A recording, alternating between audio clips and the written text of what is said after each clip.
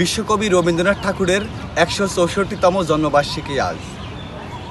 যখন পড়বে না মোর পায়ের চিহ্ন এই বাটে, এমন অসংখ্য গান, কবিতা বিশ্বকবি রবীন্দ্রনাথ ঠাকুর তার জীবনদশায় লিখে গিয়েছেন।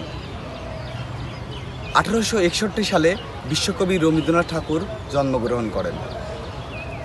আজ বৃহস্পতিবার ৮ই মে ২৫শে বৈশাখ।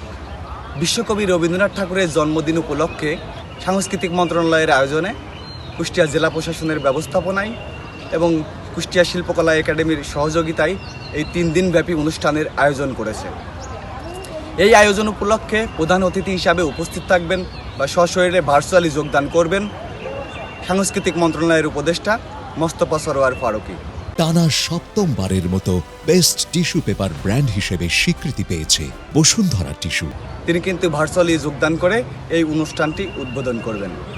বিশ্বকবি রবীন্দ্রনাথ ঠাকুর তার ছোটবেলা থেকেই আসা যাওয়াকে কেন্দ্র করেই কিন্তু তার এখানে বসবাস শুরু।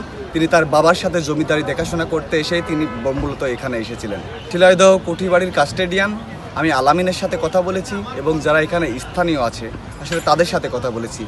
এবং রবীন্দ্রনাথ কুঠিবাড়ির কাস্টেডিয়ান আলামিন বলেছেন আসলে এখানে সকল ধরনের আইন শৃঙ্খলা বাহিনী থেকে শুরু করে সকল ধরনের নিরাপত্তা কিন্তু এখানে জোরদার করা হয়েছে।